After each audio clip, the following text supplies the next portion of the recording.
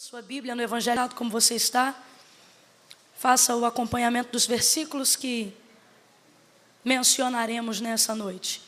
Marcos, capítulo de número 5, a partir do versículo de número 24. Quem encontrou, diga glória. Glória. Quem não achou, diga misericórdia. Então acha aí, crente. Diz assim: foi com ele, grande multidão o seguia, e comprimindo, aconteceu que certa mulher que havia 12 anos vinha sofrendo de uma hemorragia e muito padecera à mão de vários médicos, tendo despendido tudo quanto possuía, sem contudo nada aproveitar. Antes, pelo contrário, indo a pior. Verso 27 do capítulo 5. Tendo ouvido falar da fama de Jesus, vindo por detrás dele e por entre a multidão, tocou-lhe a veste, porque dizia: se eu apenas lhe tocar as vestes, ficarei curada. E logo se lhe estancou a hemorragia e sentiu no corpo estar curada do seu flagelo. Jesus, reconhecendo que imediatamente dele saíra poder, virando-se no meio da multidão, perguntou: quem me tocou nas vestes? Responderam-lhe os seus discípulos: vês que a multidão te aperta e dizes: quem me tocou? Ela, porém, olhava ao redor para ver quem fizera isto. Então a mulher, atemorizada e tremendo, cônscia do que o que nela se operava, veio e prostrou-se diante dele e declarou-lhe toda a verdade. E ele lhe disse: filha, a tua fé te salvou. Vá em paz e ser livre do teu... Vá em paz e ser livre do teu... Vá em paz e ser livre do teu mal. O que esta mulher tinha não era apenas uma enfermidade, mas o que ela tinha era maior do que uma enfermidade. Com certeza este mal que há dentro desta mulher, e Jesus, quando diz ser livre do teu mal, não está falando apenas de uma enfermidade que a atormenta, mas está falando de doença da alma, que muitas vezes a enfermidade produz quando nós não temos saúde. A própria Bíblia diz, o autor de Provérbios, o sábio Salomão, capítulo de número 13, versículo de número 12, que a esperança que se adia faz adoecer o coração. E ele falando isso, e em um paralelo com a situação dessa mulher, nós entendemos que não estamos falando apenas de uma mulher que sofre de uma hemorragia e de um fluxo de sangue, mas uma mulher que de certo já tem o seu coração adoecido por essa enfermidade, e a sua alma humilhada e abatida por já viver há tantos anos nesse sofrimento prolongado, nesse mal que não se ausenta da sua vida. Nós percebemos, obviamente, que há uma diferença entre os nossos males e os nossos problemas. Problemas, eles podem ser setorizados na nossa vida. Quando nós temos problemas, nós conseguimos colocar eles em algum canto isolado, e assim que nós temos condições de resolver, nós voltamos aonde colocamos ele e tentamos resolvê-lo. Não é isso que nós fazemos com uma conta? Não é isso que fazemos com a fatura do cartão de crédito? Não é isso que fazemos com alguma coisa que nos incomoda e nos inquieta? O problema, ele não é como uma criança teimosa e desobediente, muito pelo contrário.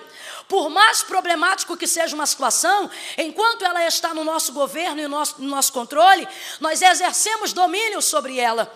Tem pessoas que estão aqui levantando a mão, dando glória a Deus e aleluia, e nem por isso a vida é um mar, nem por isso a vida é um mar de rosa.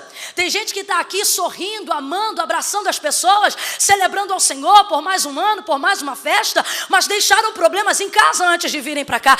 Com quem nós estamos falando? Estamos falando com mulheres como esta mulher, mulheres que sabem setorizar problemas, que têm maturidade e experiência de vida o suficiente para não enfiar tudo dentro de uma sacola e fazer de tudo uma coisa só. Quem faz isso não tem paz, quem faz isso não tem sossego, quem faz isso não consegue prosseguir com a sua vida, quem faz isso fica parado e estagnado no mesmo lugar. Esta mulher, ela foi de encontro a Jesus para receber um milagre. Esta mulher, ela tinha um alvo. E irmã Camila, como foi que ela conseguiu atingir esse alvo? Quando ela primeiramente teve consciência de que os problemas dela precisavam andar separados dos males dela.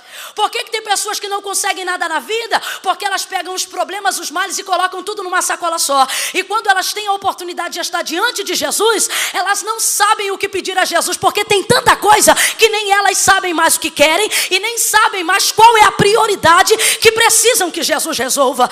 Tem gente que vem para a igreja e pede tanta coisa, fala com Jesus tanta coisa, que quando ele passa e pergunta: o que queres que eu te faça? Aí vai lá na lista de problemas, de situações e de coisas que poderia fazer e não fez, e fica lá olhando. E enquanto você está procurando, Jesus já passou e nem pode mais atender o pedido. Por quê? Porque você misturou tudo dentro de uma sacola só.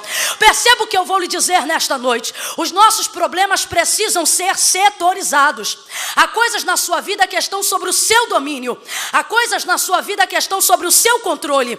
Há coisas na sua vida que estão sobre a sua administração. Mesmo que elas te causem algumas enxaquecas, mesmo que elas te causem alguns problemas. O seu filho, por exemplo, está sobre a sua administração. Sua casa, por exemplo, está sobre o seu governo. Seu salário, por exemplo, está sobre o seu controle. E sobre estas coisas você precisa aprender a organizar. Você precisa aprender a se controlar. Você precisa aprender a administrar. Você precisa aprender a se envolver com aquilo que diz respeito a você.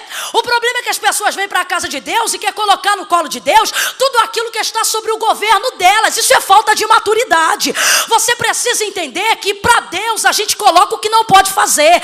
Para Deus a gente apresenta o que foge do nosso controle. Para Deus a gente coloca o que não está sobre o nosso domínio. Perceba, o Senhor, ele cria o universo, o céu e a terra, tudo aquilo que existe, tudo aquilo que há. E a Bíblia diz que agora o Senhor entrega tudo nas mãos de Adão. Adão, a terra é tua, sujeita a ela, domina ela, porque você exerce autoridade sobre ela. Inclusive, Adão, a responsabilidade de nomear todos os animais dessa selva é sua. O nome que você decidir, esse será o nome deles. Deus havia feito, mas entregou todo o governo, controle e autoridade sobre Adão. Não é isto que o salmista, frente a frente, vai salmodiar ao dizer: os céus são do Senhor, mas a terra ele deu aos filhos dos homens. O que é que ele está dizendo? O que é da terra é você que cuida. Aprende a lidar com as suas questões. Tem gente que não consegue lidar com as próprias questões. E nem é tão difícil de lidar com as próprias questões. Perceba que Jesus vai dar uma orientação nos seus sermões. Quando ele fala de providência, Mateus capítulo 24, por exemplo, ele vai falar o quê? 7, perdão, ele vai falar o quê?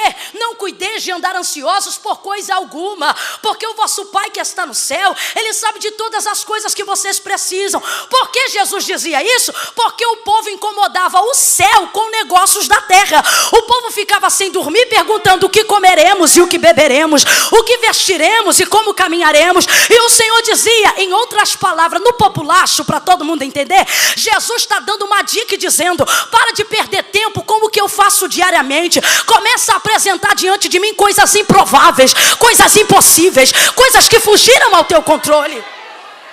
O problema é que está faltando maturidade em muita gente para identificar o que é problema e o que é mal. Tem gente que não consegue setorizar os próprios problemas. Já viu? Tem mãe que fica com raiva do esposo, e como não pode bater no esposo, senta a vara sem razão do filho. Ela faz com o filho o que queria fazer com o esposo e não pode. E tem gente que briga com o filho, e como não tem coragem de corrigir o filho, aí desconta no marido que chega em casa depois de 8 horas de trabalho, tudo o que queria fazer com o filho, mas não fez, aí faz com o marido. Já viu que tem gente que passa problema em casa, aí vem para a igreja e desconta tudo no porteiro? A paz do seu irmão, tudo de bom? Tudo bom? O que tem de bom? Já está descontando nos outros. Sabe o que é isso? Jesus está dizendo: vou fazer milagre quando você ganhar maturidade, vou fazer milagre quando você ter experiência, vou fazer milagre quando você aprender a separar as coisas. A gente acha que porque Jesus é grande, porque Deus é Deus, a gente tem que enfiar tudo numa sacola e colocar no colo dele e falar: aí Jesus, está aí. Só que Jesus está dizendo: está aqui nada, minha filha. Tem coisa que está aí. Calabachubidaraia. Ai, calamacheria lassúria. Oh, Jesus não vai agir no teu casamento em coisas que você precisa fazer. Jesus não vai entrar para corrigir teu filho tendo você a autoridade da vara. Jesus não vai entrar para perdoar ninguém tendo você a obrigação de liberar perdão. Jesus não vai entrar na frente de ninguém tendo você a obrigação de se expor. Jesus está dizendo: o que eu for fazer, eu farei. Agora, o que é para te fazer, governa a tua vida, administra a tua renda, cuida da tua família, instrui os teus filhos, administra as suas questões. Esse tipo de mensagem parece até herege para quem tem necessidade de espiritualizar tudo. Só que nós não estamos vivendo num tempo onde precisamos ou devemos espiritualizar tudo. Perceba que eu não estou dizendo que não devemos ser espirituais, mas estou dizendo que precisamos agir sobre base de princípios. Se a irmã de blusa amarela, casaco roxo e saia lilás tocar no meu ombro direito, aí eu entendo que é para eu fazer o que eu tenho que fazer.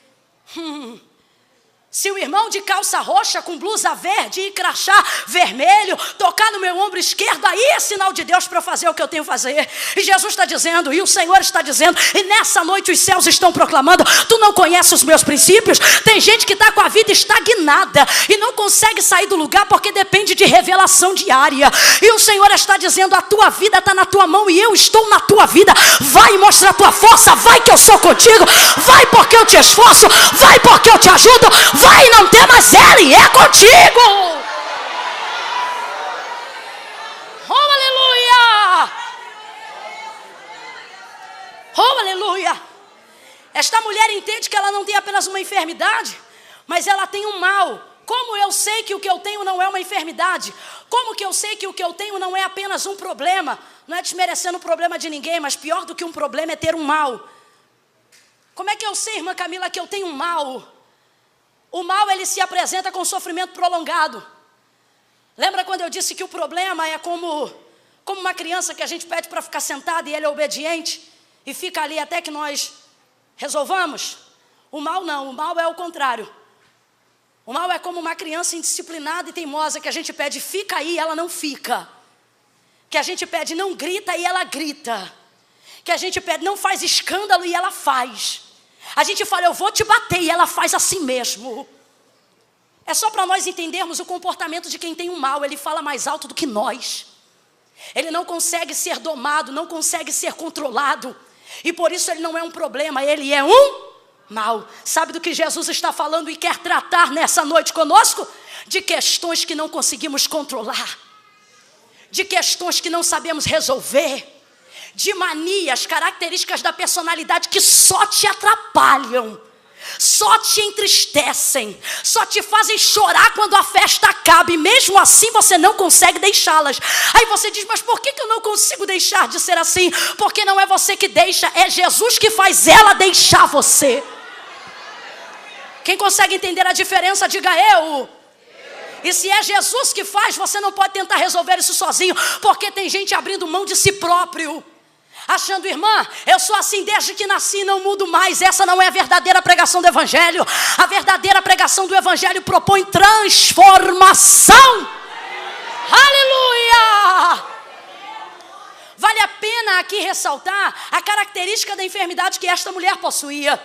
Esta mulher possuía uma hemorragia, um fluxo contínuo interno de sangue, que quando já se enchia, não ficava mais dentro de si, mas esvaía. Nenhum sangue brota de fora para dentro, mas de dentro para fora. Pelo menos nesse caso aqui. É válido dizer o que o Senhor falou acerca desta enfermidade quando deu a lei a Moisés. Havia um ritual de purificação que precisava ser feito e